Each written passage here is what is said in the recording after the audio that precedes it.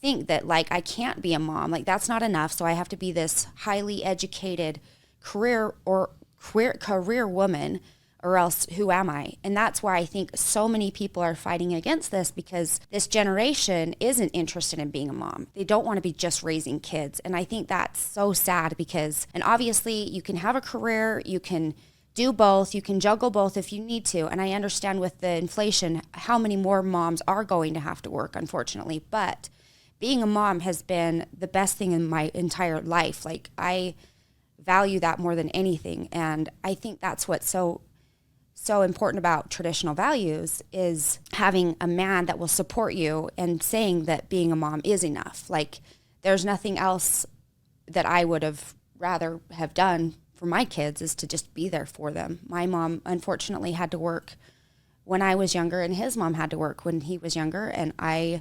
wanted her around. And so I've just made it a point to hopefully, makes me emotional, just be there for my kids. And I'm grateful that I can. What's up, everybody? How's everyone doing today? Welcome to Power Players on wearethepeople.org. This is the network that you guys want to be paying attention to, because this is the one that's going to make a big difference here in Utah.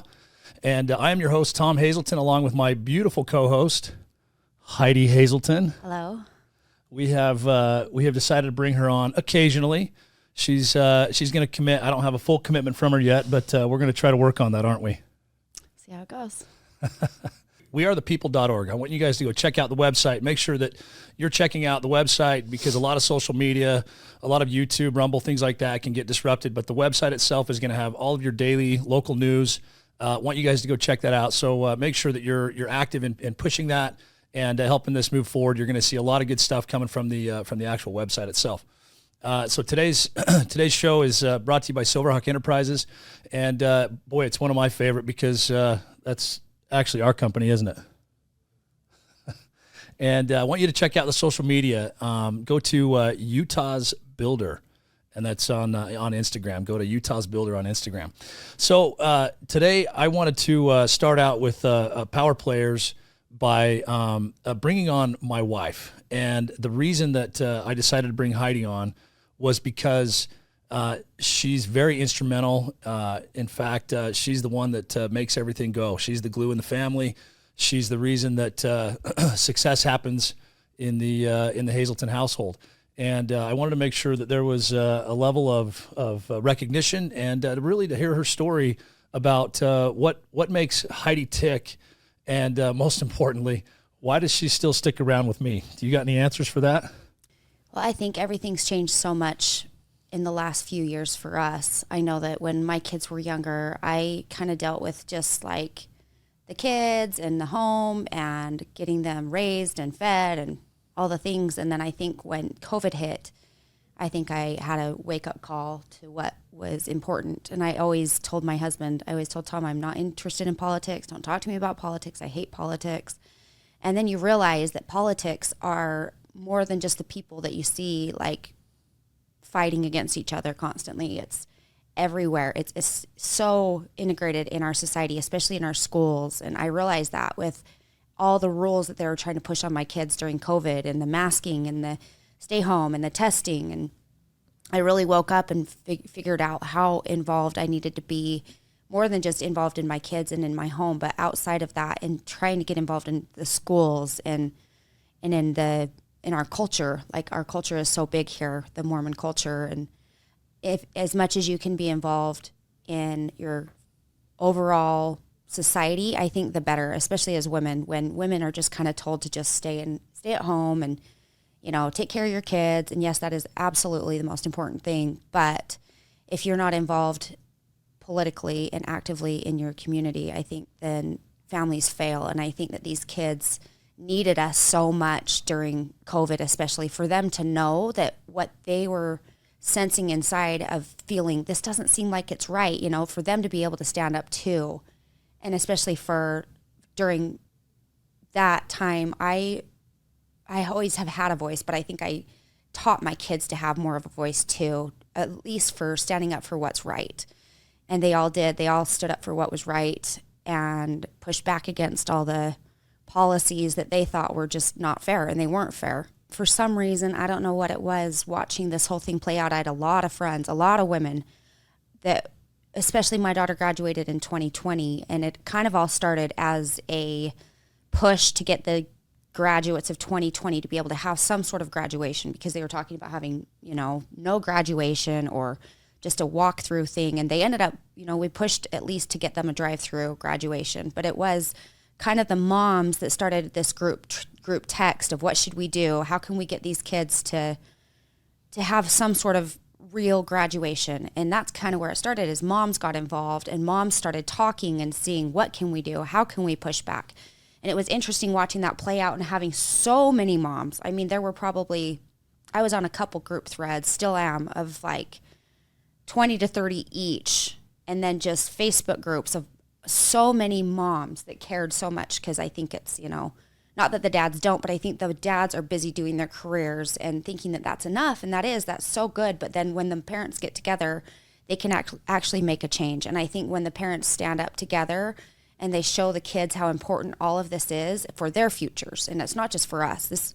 This all started as we want them to have a future like what we have. And if we don't teach the kids as parents to stand up for the right, they won't have a future like we will.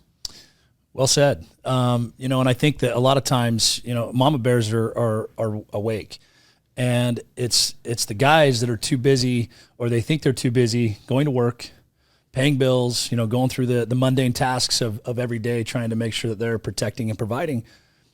But at the same time, when the guys are awake, when the fathers are awake, it's over. When both the husband and wife are together. And I think that's so important to note. And so I like your take on that.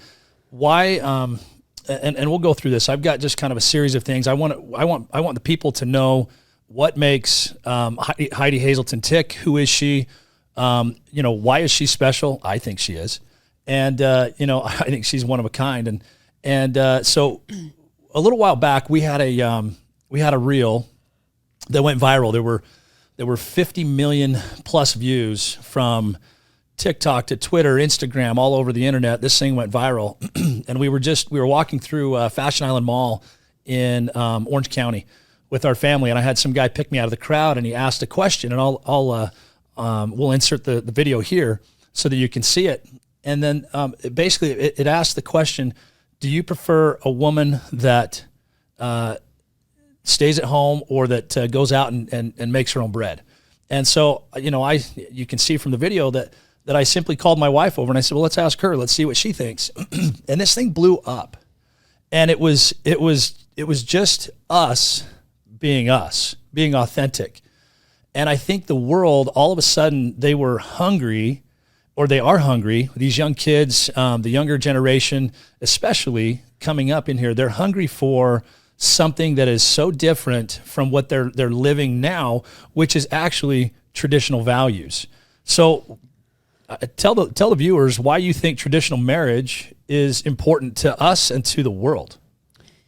Well, going back on that whole thing of why I feel like it became so big at the time, is we were raised in a culture in our LDS culture that is so good, but I think there's parts of it that have changed in our upbringing, making sure that we had an education, which is so important, and being a strong woman. But then I think it got to an extreme of where women aren't supposed to just be moms. Like, don't just be a mom. And it was this push of like, oh, I don't want to be just a mom. I have to have a career. If without a career, who am I? And I think it's gotten to so far extreme that all these women. That's pretty awesome. Well said. Let me tell you something about Heidi that she's not going to tell you. She is one of the best mothers out there. She genuinely cares for her children beyond anything that I've ever seen. And I'll tell you, her mom and my mom going to work when we were young. I was 6 years old. And I only remember just the faintness of chocolate chip cookies being in the home warm when I got home from kindergarten. After that, it was done. Okay. For me, that's kind of sad, but it also turned me into a little bit of a beast because I had to kind of make my own way. But one of the regrets that my father had was taking my mom away from the home. And now, again, it's not for all people. Okay. This is for us. This is what works for us. And I think that's important. But, So about motherhood, tell me about, if you wouldn't mind, just you can kind of tell your side of the story. How did we meet? Talk to us about the kids. We have 4 children, and I want you to just, a little blurb about the kids and something like that, so people know, who the Hazeltons are and why it's important again to have power couples in the home. Well, let's see. We met, I was 20 years old. I was a baby in 2000. We met, I had gone to the University of Utah basketball game with a bunch of friends, and he actually, I guess, went to the basketball game, but we didn't see each other there. And then we went down to Hires Big H down in Salt Lake City. It was just kind of a hangout place. We were always there after games or whatever, right by the U. And we were just sitting there with a whole I had like a whole table of friends, and I watched him walk in, and he was just with a buddy, and watched him walk in, and I wasn't an aggressor ever. I was actually kind of shy, and I sat and watched him throughout our meal, and it was really weird. I was like, why am I interested? I couldn't even see his face really. He kind of had a hat on, and my friends were all getting up to leave, and I was like, wait, I got to go talk to this guy. And so they were all outside. We went and sat, we were trying to figure out where else to go after to hang out, and I went and asked a couple of my friends that were like closer friends. I was like, will you just come with me to talk to this guy real quick? And one of them came over with me, and I introduced myself or something like that, talked for a few minutes, and he ended up getting my number. And now you got to tell us the real story. No, this is the story. Anyway, he got my number, and I went home and I woke my mom up at like 2:00 in the morning or whenever I got home from hanging out. And I was like, Mom, and I'm the youngest of 6. And so I'm sure that's the last thing they wanted to hear is another one bites the dust. Another one's going to get married at, 20 years old or whatever I was. And I woke her up and I said, Mom, I met the guy I'm going to marry. And she's like, oh, sweetheart, just go to sleep. So I did. I went back to sleep, and I thought, that's so weird. Why am I thinking about this guy? I couldn't even remember his last name. I knew it started with an H. Anyway, and then we finally hooked up, I think a month or so later, because he was dating other people and I was kind of dating other people. And then we dated for about a year and got married.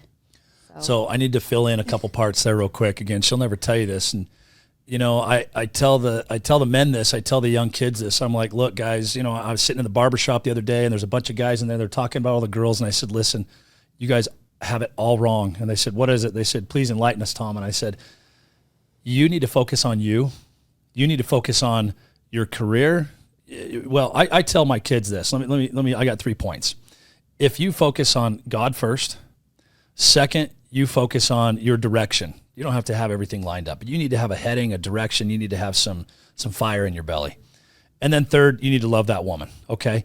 But if you're doing the things that are right, then she will find you. And my wife found me. And I had already started my business before, and she thought that was cool because everyone else was in college at the time, and I was off pounding nails. She didn't think she was going to marry a blue collar guy, but what was the? How did I actually get your number? Do you want to tell that part of it, or do you want me to? No, I don't want to. So I took there was a napkin on the table, and I took a corner of a napkin, and a very, very small corner, and I slid it across the table, and I said, if you can fit your number on that, I'll call you. I wish I would have crinkled it up and thrown it at him and laughed and walked away. You probably should. I did giggle. I was like, is he serious? And I kind of was like, okay, whatever. But she's got incredible handwriting, and she wrote really small on it. That small. Heidi, and here's my number. And it was like, hey, you know what? If she can. Well, that's before you had to do the 801. True. Okay. So it might not have fit. Numbers. Yeah, exactly. That's how small it was. It might not have fit. So she put her number down, and I remember thinking to myself, hey, this is a pretty cool girl. She actually did that. And I was pretty cocky at the time and just, messing around with her. But I thought that was really neat. It actually showed me a lot of who she was, but she was willing to stick around with me, even with that bit of humor going on. So I thought that was pretty cool. Should have known. Continue with, let's just talk about, quick, marriage and then kids, and introduce each one of the kids. At that point, so we dated a year on and off, I guess, kind of. Well, we dated, broke up for a minute, got back together, and then got engaged. And by the time we had dated and gotten married, it had been a year. And had just gotten into nursing school at the University of Utah. I'd been waiting, doing all my prerequisites, and there at that point there was like a 2-year wait. I got everything done and I got into the program and I was working and we were living in his parents' basement because we didn't have any money.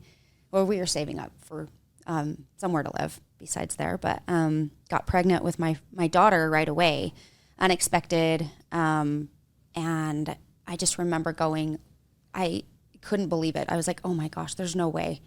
I was 21 years old. I was, I wanted to finish nursing school. I wanted to be 25 before I had children.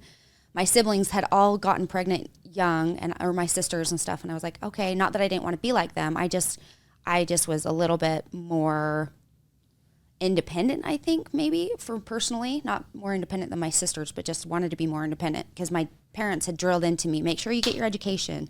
Make sure you get your education. You might have to support yourself. And so I do remember being very stressed. I was like, there's no way. Anyway, so I had my baby. She was born, Brooklyn was born almost a little over a week after our first anniversary. And it was the best thing that ever happened to me. And nursing school, I was still working up until that point. And then I thought I'd go back and I thought I'd be like, okay, we'll get through this. But he was working full time and his career was taking off. My mom was working full time and his mom was working full time. And so I wasn't going to put her in daycare. So I just thought, yeah, doing the mom thing. And that's okay. And I never regretted it for a day. Like I just remember going, you know what? I'd way rather raise these kids.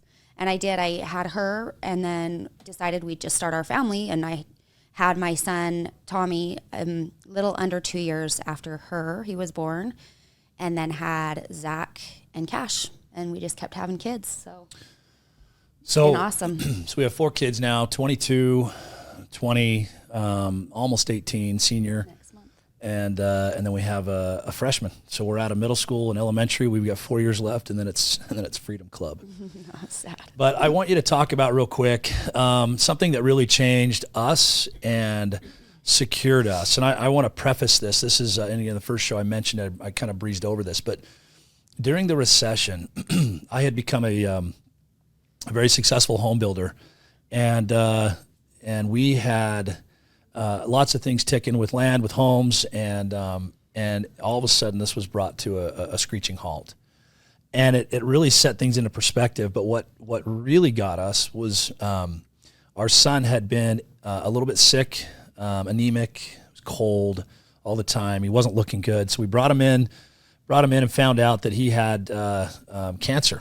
And so I'm gonna let Heidi take this in just a second. But the thing that I wanted to hit on this real quick was that during this time of everything that was falling apart in the business and everything that was falling apart on the health of our child, my wife and I were solid.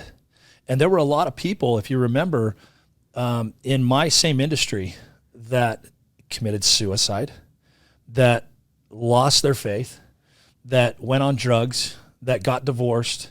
I mean, I can name a dozen or more, probably 24. And people lost their souls over this stuff.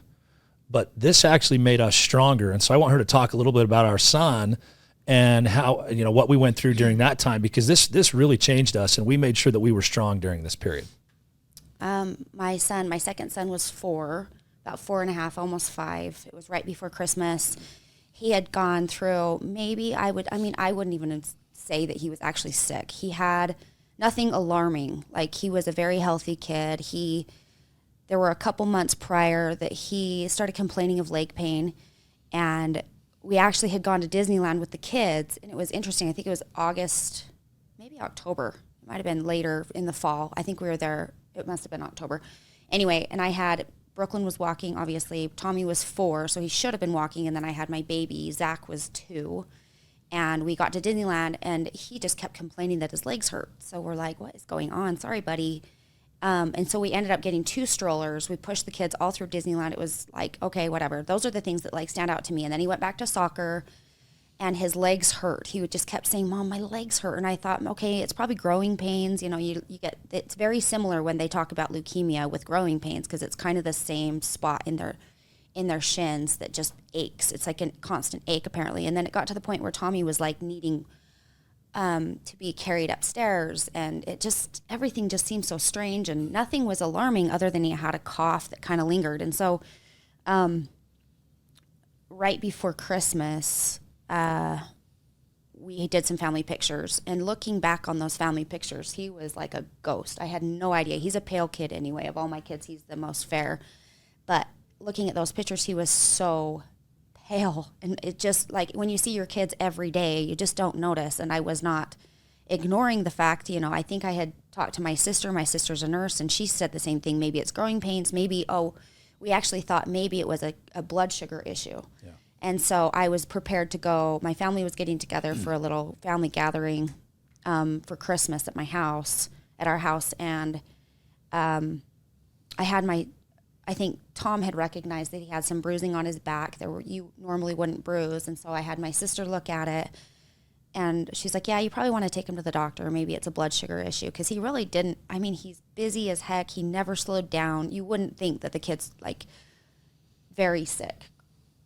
Anyway, so the next day I brought him to my pediatrician, and the way that he looked at him, I just kind of went, that's weird, more than he was just kind of overly worried, I think, because he had a look, and now I recognize the look. Back then I had no idea what the look was, but you just have this, I could just see it. He was a little bit green looking back. Anyway, so he took a look at him. He said, hey, you're going to need to go get his blood work looked at. And I said, okay. So, and he said, and then I'll give you a call later. So I just took him next door. We went to Althefy Hospital, got his blood drawn, and went and ran. I think it was him and Zach, my younger one, in the car, did normal errands. And he called me when I was out running errands, are you home? And I said, no, I'm not. And he said, okay, call me when you get home. So I said, okay, I'll call you when I get home. And I got home and gave him a call, and he said, are you sitting down? And I said, should I be? And he said, you probably want to have a seat. And I remember I was sitting there. Tommy was sitting by the fireplace and just smiling at me. He was cold. It was the middle of December. And my doctor said, okay, so Tommy either has leukemia or a copycat virus. It copies leukemia.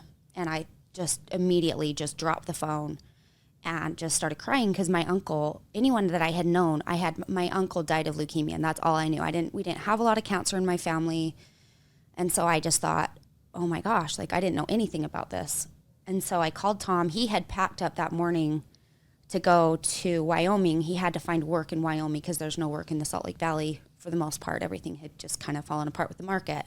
So he found a few homes to build up in Wyoming, and he had packed up that morning with his trailer and his guys to go work up there for the week like he was doing regularly.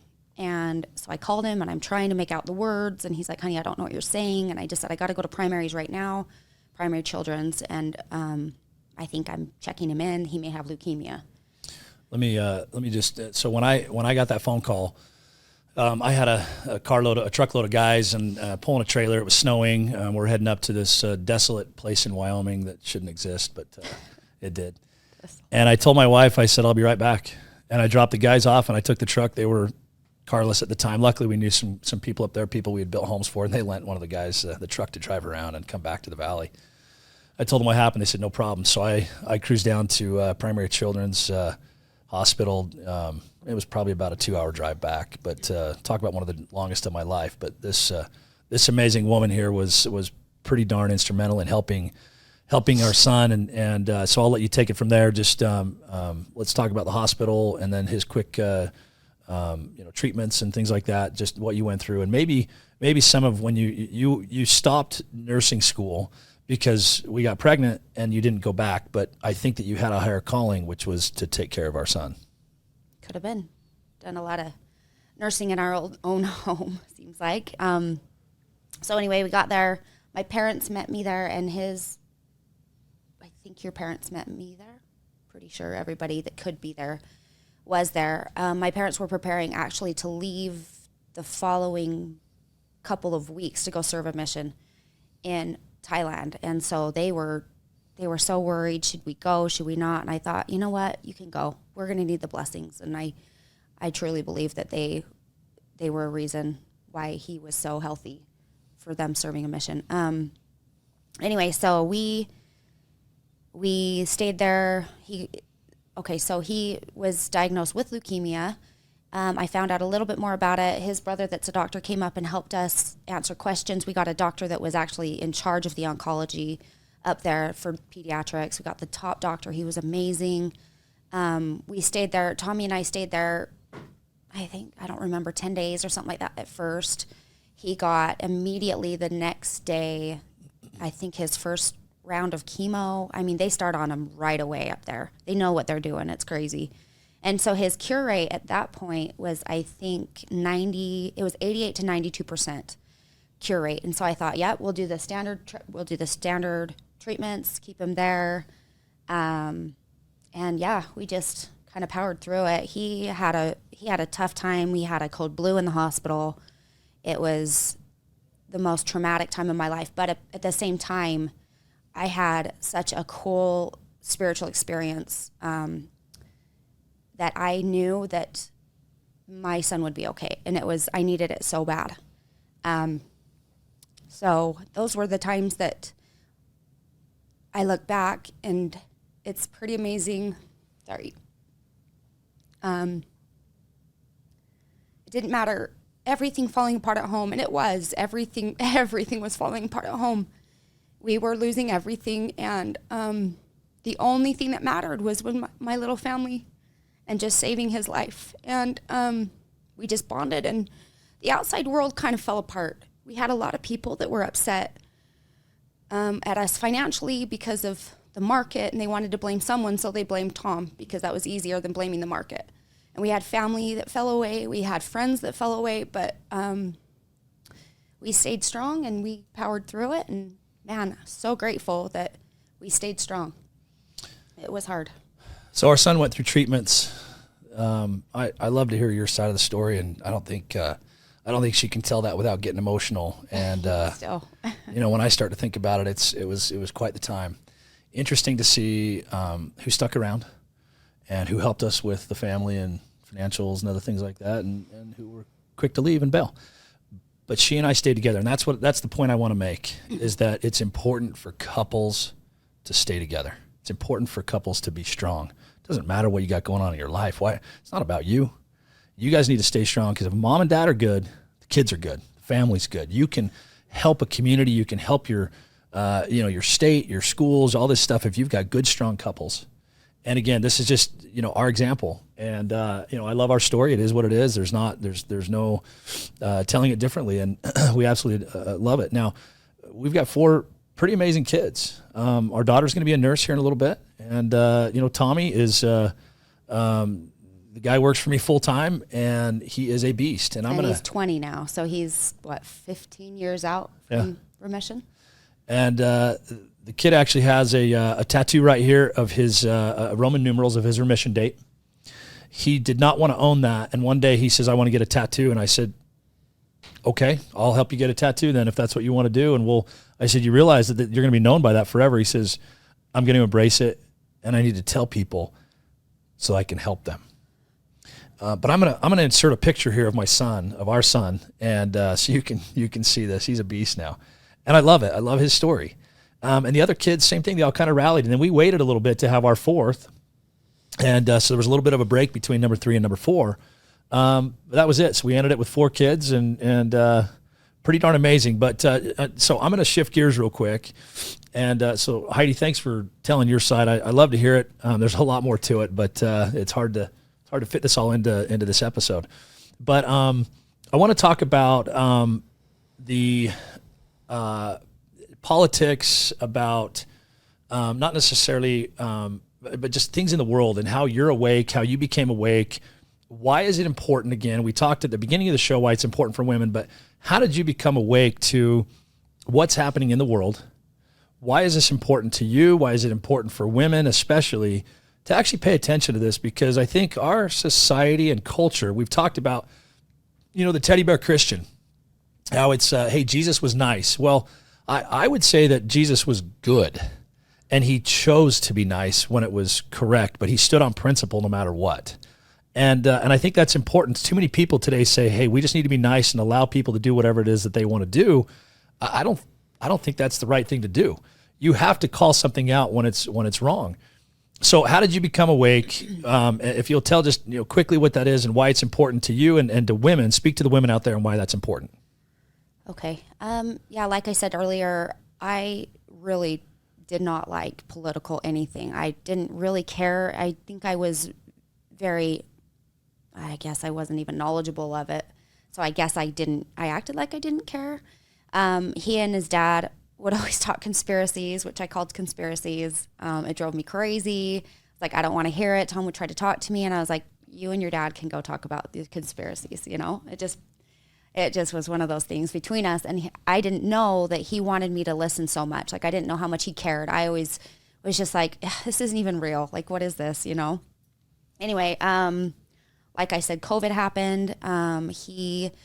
Tom was a huge cyclist back then. He was in South Africa. Well, he was on his way to South Africa, and COVID was starting the world was basically shutting down with COVID. And he was on an airplane going to South Africa with a bunch of buddies to do the Cape Epic ride over there, big mountain bike race. And I was going to be home with the kids for a couple weeks, which was totally fine with me. I can handle it. I'm pretty good to be alone for, a little bit of time. Anyway, so we're texting him as the world is shutting down. I think my son texted him like the NBA has just been shut down. The churches were shutting down. Schools were shutting down as simultaneously all over the world. And before Tom went, I think he checked in with his brother to kind of see what the COVID counts were in Africa. And I think Dave had said that it was non-existent in Africa. There were 8. 8 in the entire continent, right? 8. And so the guys were like a little bit worried because there was a doctor that had been traveling with Tom that was going over there, and they all just wanted to make sure this is a good thing to do. They're like, yeah, let's go. No signs of the country shutting down. So he goes over there, and I think, I don't know the time frame of what was going on, but everything was just falling apart. I all of a sudden have all of my kids home from school. They're all doing homeschool online, and it's the craziest thing. It's like not even reality. So I'm just kind of going, this is so weird. I had a friend sent me a few things that really woke me up. A little bit far-fetched, I think, but it did wake me up to say there is so much more than my little bubble, that I loved my little bubble. I felt so safe and comfortable in my bubble, and it burst. And I was like, I remember calling Tom, and I was like, I don't know what I've heard or seen, but life isn't what I thought. And he's like, he was so excited that I was like kind of waking up, Anyway, on his way back, I think he was trying to get back from Africa. So at that point, they had decided to come back a little bit early than what they normally were going to do because they canceled the race and stuff. So they're coming back. And that day, as he's trying to get home, we had an earthquake in Salt Lake. And as my entire being raised in Salt Lake, it was like, we're preparing for the big one. I've always been terrified of this earthquake that's supposedly going to kill us. And so I'm like, oh my gosh. I remember I took my son down to driver's ed at like 6:00 that morning, dropped him off, had just gotten back. I was going to lay in bed for a few minutes. And I got home, Tommy went downstairs to go to sleep, and we laid down, and the whole house was shaking. And we all forgot what we were supposed to do. Not one of us stood underneath a doorway or underneath a table or anything. We all just ran out into the upstairs family room. We're like, did you feel that? And from then on, I'm like, get underneath the table, like hide. I made my kids just like stay put, be with me. I gathered like all the 72-hour kits, which I had prepared. And I put them in the cars and had everything ready to I didn't know where I was going to go, but I was like, if this big one comes, we're going to die. Anyway, so he's on his way home from Africa, and every time there was an aftershock, they couldn't land in Salt Lake. And so it took, I think, all day. I think he got home. I picked you up at the airport like midnight finally or something like that. And I was so grateful to have him home. And I was like, this is our new world. And I was like way over here now, because I had like done a lot of researching and opening up my eyes to see what was actually going on with COVID, and not even just COVID, just the whole realm of everything I didn't know before. So I think it's important to note that everybody has something that wakes them up to one extent or another. And this was yours, right? Even being married to me and all the talk and everything I would do, my wife's always been a 10. And once she woke up, that made her an 11. Okay. So I call my wife an 11. It was that waking up to the reality of what's happening in the world and what's what we think is real is not. What's being presented is fake, or at least, a lot of truth mixed with some lies. And so I thought that was really important. And so when I got home, I thought she was that much more attractive. We could actually have conversations about real world politics and what's happening in schools and what's happening in Hollywood and just everything. There's so much so much deception out there. It's been that way since the dawn of time. And so we're raised a certain way in every single culture to believe what it is that we're taught, what's in front of us, the teachers, your parents, other kids, whatever. And that's what you believe. That's your intake. And so to see that change, it's kind of like your world crumbles. Like you said, you have your little bubble and that crumbles around you, right? So anyway, I don't want to spend too much time on this, but what I want to do is again, I want to emphasize why couples are so important. And Heidi and I have now been married for 23 and a half years, somewhere in there, known each other almost 25 years, you're longer than that. So 25 years is what I say. And I had to beg for her back when we were in the broken up process. And I'm so glad that I did, but I couldn't see it any other way. I couldn't see that I could live my life a better way, knowing that this woman, this amazing person, is right by my side. She's very supportive. She's very helpful. And that's not to say that we don't have our issues, we're not perfect. But the thing is that when we do have issues, we find ways to resolve them. We find ways to resolve them, and the kids know that we can resolve them. When there's conflict, that we can resolve this and we can make it a better house. And so we don't try to hide everything from everybody. We don't try to put it out there either. But at the same time, we're real. The one thing you need to know about Tom and Heidi is that we're real people. And we really want to help people. And a lot of people have a hard time with how real we are, unfortunately. You said it. I'll tell you, the culture that we've been raised in there has a lot of you can't say who you really are or want to be, and it's almost like this coming out of your shell. And then all of a sudden, if you change and you're different than what the culture is, you're shunned. Yeah. When in fact, we try to help. I can't tell you how many people we've tried to help over the years, and a lot of it, I had a homeowner that told me this once. He says, "Tom, let no good deed go unpunished." And for those of you that have done a lot of good for people, again, I'm not trying to tout anything. I'm just trying to say that we do try to help. We try to help the community. We try to help the world, our kids, all this other stuff, and our heart's in the right place. We try to keep it there. And so for those of you that know us, they know that that's who we are. Yet somehow, in some way, we always get stepped on when we try to do the right thing, yet we still keep coming back. Wouldn't you say we do that? Yep. So, I mean, but you know what? And I've told her, you need to stop caring so much about it and just realize who you are. And anytime that you are who you are, you step into a different realm, a different dimension of consciousness, of trying to help others and trying to like secure yourself into this is who I am, instead of I'm doing this for somebody else. That's so important there. And I think that as a couple, you need to be, stalwart in that and side by side. So, well, Heidi, I hope that you will come back on with us. I'm trying to get her once a month. And so I want the folks out there to tell us, that they want to see. Ya. I think it's important to have women. It's very important. Men are nothing without women, and I'd say women are nothing without men. We need each other. We're complementary, and we help each other. And so I think it's a yin-yang type of thing. It's this principle of duality. So any parting thoughts, any final thoughts on to the audience, to the viewers here?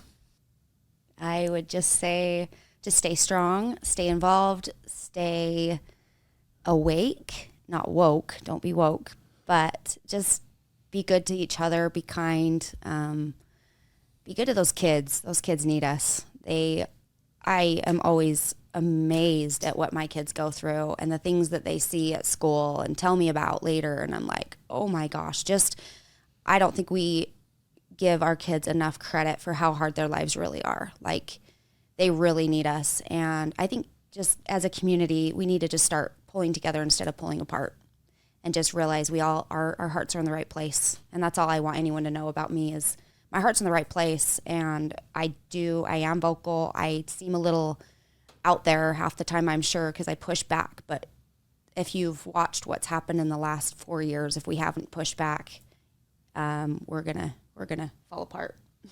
We got it. She said it right.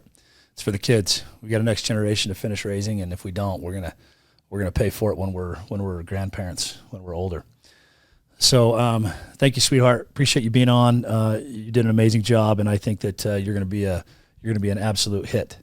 So again, follow wearethepeople.org, and go check out the social media, check out the website, and the lineup that we have of power players coming on this is pretty insane, you guys. I'm really excited. Again, I wanted to bring my beautiful wife on so that I can show the other half of who I am and why I am who I am, and it's mostly because of her. She's pretty dang amazing.